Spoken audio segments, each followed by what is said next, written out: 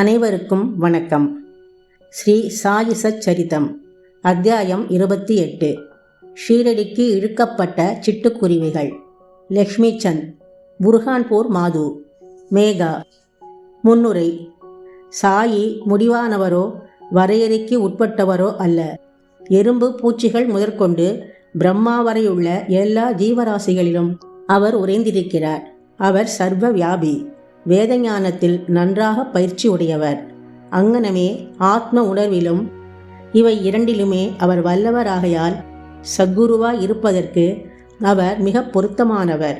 சீடர்களை தட்டி எழுப்பி அவர்களை ஆத்ம உணர்வில் ஸ்தாபிக்க இயலாத யாரும் எவ்வளவு கற்றிருந்தவராக இருப்பினும் சத்குரு என்று அழைக்கப்படுவதற்கு தகுதியுடையவர் ஆகார்.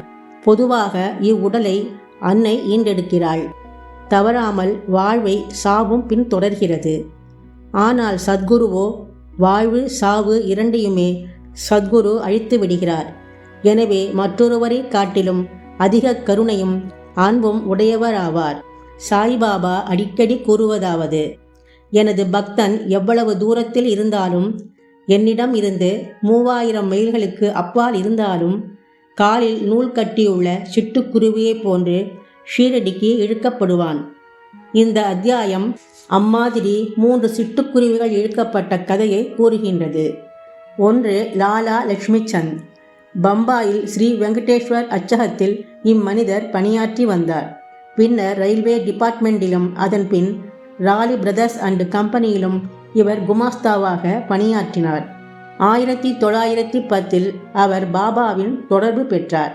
கிறிஸ்மஸுக்கு 2 மாதங்களுக்கு முன்பாக தாடியுடன் கூடிய கிழவனார் ஒருவர் தன் பக்தர்கள் புடைசூழ நின்று கொண்டிருப்பதைத்தான் சாந்தாக்ரூஸில் இருக்கும்போது கனவில் கண்டார். சில நாட்களுக்கு பின் தாஸ்கனுவின் கீர்த்தனையை கேட்பதற்காக தமது நண்பரான தத்தாத்ரேயா மஞ்சுநாத் பிஜூர் என்பவரின் வீட்டுக்கு சென்றார். கீர்த்தனை செய்யும் போது மக்கள் முன் பாபாவின் படத்தை வைப்பது தாஸ்கனுவின் வழக்கமாகும். தான் கனவில் கண்ட கிழவனாரின் உருவ அமைப்புகள் எல்லாம் இப்படத்துடன் அப்படியே அச்சாக பொருந்தியிருப்பது கண்டு லக்ஷ்மி சந்த் அதிசயப்பட்டார். தான் கனவில் கண்ட கிழவனார் சாய்பாபாவே என்ற முடிவிற்கு வந்தார். இச்சித்திரத்தின் தரிசனம், தாஸ்கனுவின் பாடல், அவர் உரை நிகழ்த்திய துக்காராமின் வாழ்க்கை, இவை அனைத்தும் அவர் மனதில் ஓர் ஆழ்ந்த உணர்வை ஏற்படுத்தியது. அவர் ஷீரடி போக தீர்மானித்தார். சத்குரு தேடும் படலத்திலும் ஆன்மீக முயற்சியிலும் கடவுள் எப்போதும் உதவி செய்கிறார் என்பது பக்தர்களின் அனுபவமாகும். அதே நாள் இரவு 8 மணி அளவில் சங்கர்ராவ் என்ற அவரது நண்பர் வீட்டு கதவை தட்டி ஷீரடிக்கு தன்னுடன் அவர் வருவாரா என்று கேட்டார். அவரது மகிழ்ச்சி கரைக்காணவில்லை. உடனே அவர் ஷீரடி செல்ல தீர்மானித்தார். தன் மாமாவிடமிருந்து 15 ரூபாயை கடன் வாங்கி கொண்டு உரிய ஏற்பாடுகளை எல்லாம் செய்தான பிறகு அவர் ஷீரடிக்கு புறப்பட்டார். ரயிலில் அவரும் அவரது நண்பரும் சில பஜனை பாடல்களை பாடினர். ஷீரடிக்கு அருகில் உள்ள தங்கள் ஊருக்கு திரும்பிக் கொண்டிருந்த உடன் வந்த 4 முகமதிய பிரயாணிகளிடம் அவர்கள் இருவரும் சாய்பாபாவை குறித்து விசாரித்தனர். பல ஆண்டுகளாக ஷீரடியில் வசித்து வரும் சாய்பாபா ஒரு பெரும் ஞானி என்று அவர்கள் எல்லோரும் கூறினர். அவர்கள் கோபர்காவனை அடைந்தபோது பாபாவுக்கு சமர்ப்பிப்பதற்காக சில பழங்களை லக்ஷ்மி சந்த் வாங்க விரும்பியிருந்தார். ஆனால் அங்குள்ள இயற்கை காட்சிகள், வேடிக்கை வினோதங்கள் இவற்றில் அவ்வளவு தூரம் கவரப்பட்டவராய் அதிலேயே ஆழ்ந்து மூழ்கி மேற்படி பழங்களை வாங்குவதை மறந்தே போய்விட்டார். ஷீரடியை அவர்கள் நெருங்கிக் கொண்டிருந்த போது மீண்டும் பழங்களை பற்றி அவருக்கு நினைவு வந்தது. அதே சமயத்தில் தலையில் பழக்கூடையுடன் இருந்த கிழவி ஒருத்தி வண்டியை தொடர்ந்து ஓடி வந்து கொண்டிருப்பதை கண்டார். வண்டி நிறுத்தப்பட்டது. மகிழ்வுடன் சில பழங்களை பொறுக்கி அவர் வாங்கினார். அப்போது மீதமுள்ளவற்றையும் எடுத்துக்கொண்டு போய் என் சார்பில் பாபாவுக்கு சமர்ப்பியுங்கள் என்றாள் அக்கிழவி. பழங்களை அவர் வாங்க எண்ணியிருந்தது. அவர் அதை மறந்து போனது அக்கிழவியின் குறுக்கீடு, பாபாவின் பால் அவளது பக்தி ஆகிய இந்த உண்மைகள் அனைத்தும் அந்த 2 நண்பர்களுக்கும் வியப்பை ஊட்டியது. இந்த கிழவி தான் கனவில் கண்ட கிழவனாருக்கு ஏதேனும் உறவு போலும் என்று லக்ஷ்மி சந்த் நினைத்தார். பின்னர் மீண்டும் அவர்கள் சவாரி செய்து ஷீரடிக்கு அருகில் வந்தனர். மசூதியில் கொடி பறந்து கொண்டிருப்பதைக் கண்டு அதற்கு அவர்கள் வணக்கம் செலுத்தினர். கையில் பூஜை சாமான்களுடன் மசூதிக்கு சென்று உரிய முறையில் பாபாவை வழிபட்டனர். லட்சுமி சந்த் பாபாவை கண்டதும் மிகவும் உருகி அதிக மகிழ்ச்சி அடைந்தார். நறுமணம் கமழும் தாமரை மலரால் தேனீ ஒன்று கவரப்படுவது போல் பாபாவின் திருவடிகளில் அவர் கவரப்பட்டார். பின்னர் பாபா கூறினார், வஞ்சகமான ஆசாமி, வழியில் பஜனை செய்கிறான், மற்றவர்களை விசாரிக்கிறான், ஏன் மற்றவர்களை கேட்க வேண்டும்? நமது கண்களாலேயே எல்லாவற்றையும் நாம் காண வேண்டும். மற்றவர்களை கேட்க வேண்டிய அவசியம் என்ன? உனது கனவு மெய்யா பொய்யா என்று நீயே எண்ணிப்பார். மார்வாடியிடமிருந்து கடன் வாங்கி கொண்டு தரிசனத்துக்காக வரவேண்டியதன் தேவை என்ன? உள்ளத்தின் ஆசை இப்போது நிறைவடைந்ததா? இம்மொழிகளை கேட்டு பாபாவின் சர்வ வியாபித்துவத்தை கண்டு லட்சுமி சந்த் அதிர்ச்சி அடைந்தார்.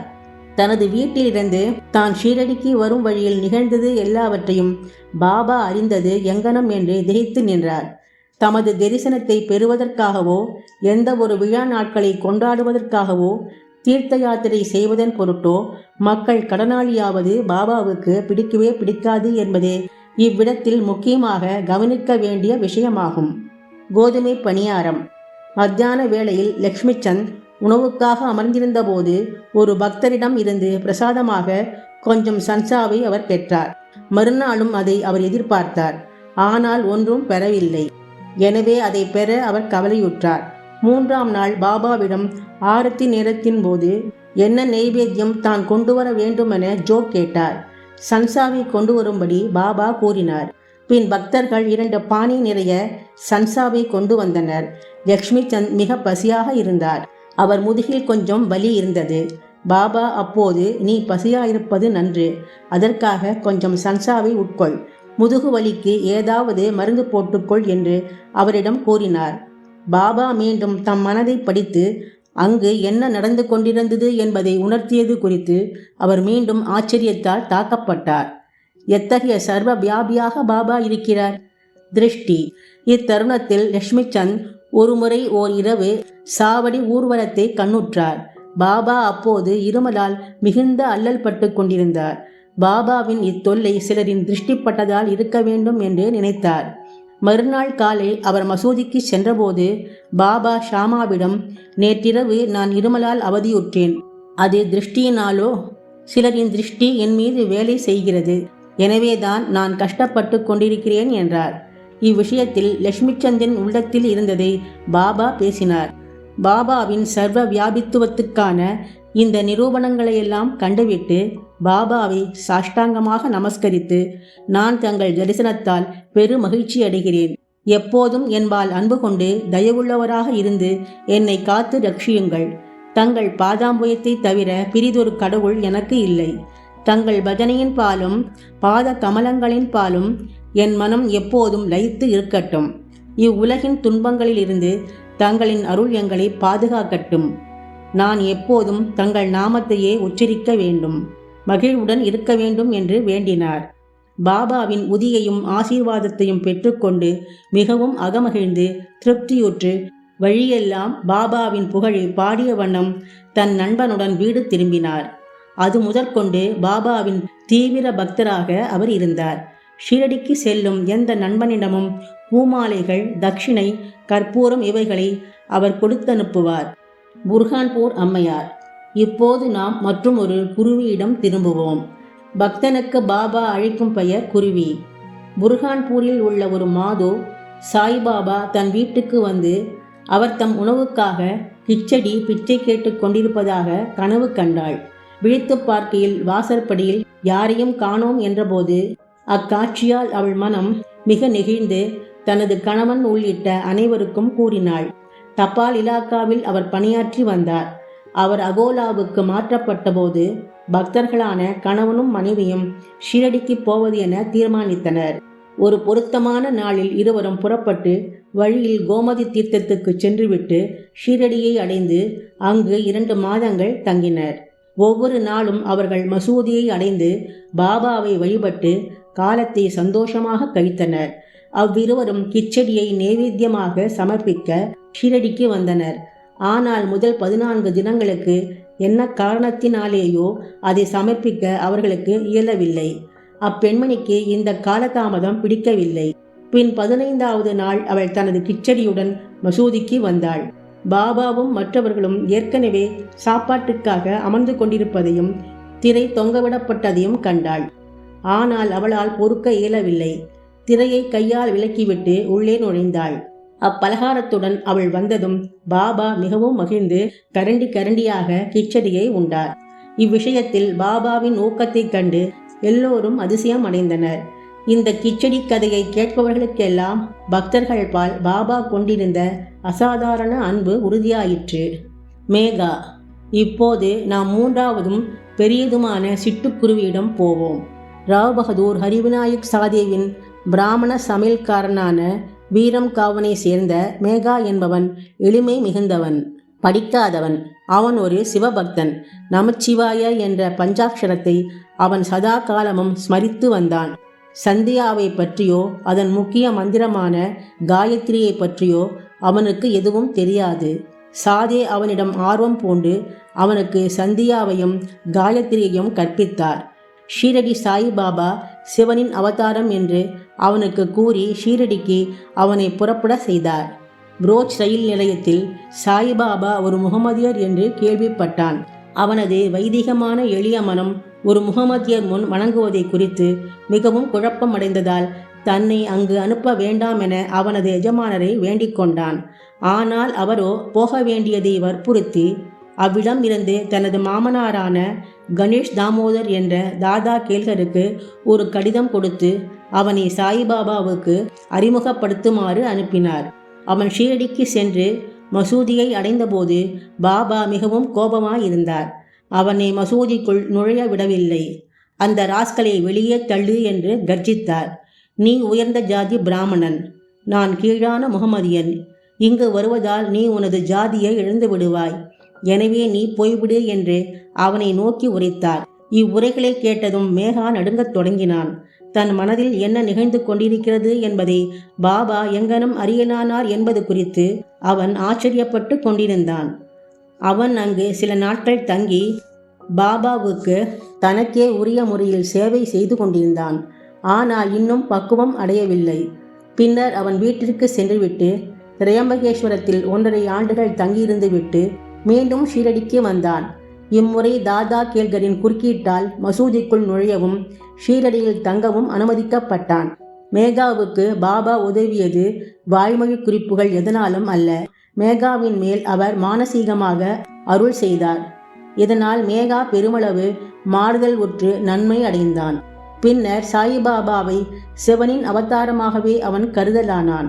சிவனை வழிபடுவதற்கு வில்வ இலைகள் தேவையாயிருந்ததால் மேகா ஒவ்வொரு நாளும் அவைகளை கொணர்வதற்காக மைல் கணக்கில் நடந்து சென்று தனது சிவனான பாபாவை வழிபடுவான். கிராமத்தில் உள்ள எல்லா தெய்வங்களையும் வணங்கிய பின்னர் மசூதிக்கு வந்து பாபாவின் ஆசனத்திற்கு வணக்கம் செலுத்திய பின்னர் அவன் பாபாவை வழிபட்டு பாபாவின் பாதங்களை பிடித்து விடுவது போன்ற சில சேவைகளை செய்து பின்பு பாபாவின் பாதங்களில் கழுவிய தீர்த்தத்தை பருகுவது ஆகியவை அவனது வழக்கம். ஒருமுறை கண்டோபா கோவிலில் கதவு சாத்தி இருந்ததால் அவன் அந்த கடவுளை வழிபடாமலே மசூதிக்கு வந்தான். பாபா அவனது வணக்கத்தை ஏற்றுக்கொள்ளாமல் கதவு திறந்திருக்கிறது என்று கூறி திருப்பி அனுப்பிவிட்டார். மேகா அங்கு சென்று கதவு திறந்தது கண்டு கண்டோபாவை வணங்கிய பின் வழக்கம் போல் பாபாவிடம் திரும்பி வந்தான். கங்கா ஸ்நானம். ஒரு மகர சாந்தி தினத்தன்று பாபாவின் உடலில் சந்தனம் பூசி அவரை கங்கை நீரால் குளிப்பாட்ட மேகா விரும்பினான். இந்த செயல்முறைக்கு உடன்பட முதலில் பாபா மனதில்லாதவராயிருந்தார். ஆனால் அவனது தொடர்ந்த வேண்டுகோளின் காரணமாக சம்மதித்தார். கோமதி ஆற்றிலிருந்து புனித நீர் கொணர்வதற்காக அவன் 24 மைல் நடந்து போய் வர வேண்டும்.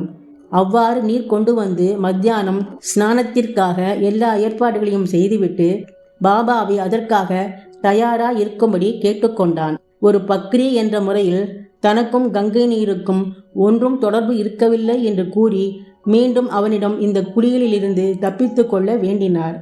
ஆனால் மேகா அதற்கு செவி சாய்க்கவில்லை. கங்கை நீர் அபிஷேகத்தால் சிவபெருமான் மகிழ்கிறார் என்று அவனுக்கு தெரியும். அந்த நல்ல நாளன்று அவனது சிவனான பாபாவுக்கு அந்த அபிஷேகத்தை செய்தாக வேண்டும். பின்னர் பாபா சம்மதித்து கீழ் இறங்கி வந்து ஆசனப்பலகையில் அமர்ந்து தலையை முன்னால் நீட்டிக்கொண்டு, ஓ மேகா, இதையாவது தயவு செய்து செய்வாயாக. தலையே உடம்பின் பிரதானமான பாகமாதலால் தலைக்கு மேல் மட்டும் நீர் ஊற்று. உடம்பு முழுவதும் குளிப்பதற்கு அது சமமாகும் என்றார். அப்படியே என்றான் மேகா. அபிஷேக கலயத்தை மேலே தூக்கி தலையின் மேல் ஊற்றத் தொடங்கினான். ஆனால் அப்படி செய்து கொண்டிருக்கும் போது அன்பால் மிகவும் உணர்ச்சி வசப்பட்டு ஹர் ஹர் கங்கே என்று கூவிக்கொண்டே அவர் உடல் முழுவதும் நீரை ஊற்றிவிட்டான்.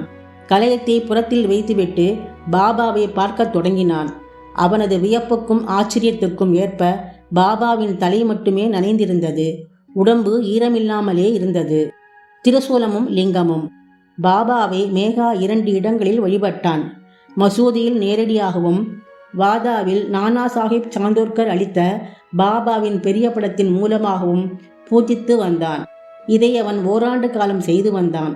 பின்னர் அவனது பக்தியை மெச்சி அவனது நம்பிக்கையை உறுதி செய்வதற்காக பாபா அவனுக்கு ஒரு காட்சி நல்கினார். ஒரு நாள் அதிகாலையில் மேகா இன்னும் படுக்கையை விட்டு எழாமல் இருக்கையில், ஆனால் விழிப்புடன் கண்கள் மூடியிருந்த நிலையில் பாபாவின் உருவத்தை அவன் தெளிவாக கண்டான். அவன் விழித்திருப்பதை அறிந்து பாபா அவன் மீது அக்ஷதையை வீசி எறிந்து, மேகா, திரிசூலம் வரை என்று உரைத்து மறைந்துவிட்டார். இவ்வார்த்தைகளை கேட்டு அவன் ஆவலுடன் கண்களை திறந்தான். ஆனால் அங்கு பாபாவை காணவில்லை. அக்ஷதை மட்டும் அங்கும் இங்குமாக சிதறி கிடப்பதை கண்டான். பின்னர் பாபாவிடம் சென்று காட்சியை பற்றி கூறி ஒரு திரிசூலம் வரைவதற்கு அவரின் இசைவையும் கேட்டான். பாபா, திரிசூலம் வரையும்படி நான் உன்னை கேட்ட மொழிகளை நீ கேட்கவில்லையா? எனது மொழிகள் எப்போதும் பொருள் என்னும் சூழ் கொண்டிருக்கின்றன, ஒருபோதும் வெறுமையானது அல்ல. மேகா, என்னை தாங்கள் எழுப்பியதாக கருதினேன். ஆனால் எல்லா கதவுகளும் மூடியிருந்ததால் அதை ஒரு காட்சியாக நினைத்தேன். பாபா, நான் நுழைவதற்கு எனக்கு எவ்வித கதவும் தேவையில்லை. எனக்கு எவ்வித உருவமோ நீளமோ கிடையாது. எப்போதும் எங்கும் நான் வசிக்கிறேன். என்னை நம்பி என்பால் லயமாகும் மனிதனின் எல்லா காரியங்களையும் பொம்மலாட்டத்தை போன்று நான் நின்று நடத்துகிறேன். மேகா வாதாவுக்கு திரும்பி வந்து பாபாவின் படத்தருகே சிவப்பு திரிசூலம் ஒன்றை சுவரில் வரைந்தான். மறுநாள் பூனேவில் இருந்து ஒரு ராம்தாசி பக்தர் வந்து பாபாவை வணங்கி அவருக்கு ஒரு லிங்கத்தை சமர்ப்பித்தார். இச்சமயத்தில் மேகாவும் அவ்விடம் வந்தான். பாபா அவனிடம், பா சங்கர் வந்துவிட்டார், இப்போது அவரை காப்பாற்று, அதாவது வழிபடு. சூலத்தை லிங்கம் உடனே தொடர்ந்து வந்தது கண்டு மேகா அதிசயம் அடைந்தான். வாதாவிலும் கூட காக்கா சாஹிப் தீக்ஷித் குளித்தபின் கையில் துவட்டிய துண்டுடன் நின்று சாயியை நினைத்து கொண்டிருந்தார். அப்போது மனக்காட்சியில் ஒரு லிங்கத்தை கண்டார். இது குறித்து அவர் அதிசயப்பட்டு கொண்டிருக்கையில் மேகா அவ்விடம் வந்து பாபா தனக்கு பரிசளித்த லிங்கத்தை அவரிடம் காட்டினான். தான் சில நிமிட நேரங்களுக்கு முன் காட்சியில் தரிசித்த லிங்கம் இதனுடன் அச்சாக பொருந்தியிருப்பது கண்டு அவர் மிகவும் மகிழ்வுற்றார். சில நாட்களில் திரிசூலம் வரைவதும் முடிவடைந்தது. பாபா அந்த லிங்கத்தை மேகா வழிபட்டு கொண்டிருந்த பெரிய படத்தின் அருகில் ஸ்தாபித்தார். சிவபூஜை செய்வது மேகாவுக்கு மிகவும் பிடித்தமானது. திரிசூலம் வரைய செய்வித்தும் அதன் அருகில் லிங்கத்தை ஸ்தாபித்தும் பாபா அவனது நம்பிக்கையை ஊர்ஜிதம் செய்தார். பல ஆண்டுகள் தொடர்ந்த சேவைக்கு பின்னர் ஒவ்வொரு நாள் மத்தியானமும் மாலையும் வழக்கமான வழிபாட்டையும் ஆரத்தியையும் செய்த பின்பு 1912 மேகா சிவபதம் சேர்ந்தான். பின்னர் பாபா தமது கைகளை அவனது உடல் மீது தடவி, இவன் என் உண்மை பக்தன் என உரைத்தார். தமது சொந்த செலவிலேயே வழக்கமான சாப்பாடு பிராமணர்களுக்கு செய்து வைக்க ஆணையிட்டார். இது காக்கா சாஹிப் தீக்ஷித்தால் நிறைவேற்றப்பட்டது. ஸ்ரீ சாயியை பணிக. அனைவருக்கும் சாந்தி நிலவட்டும். நன்றி.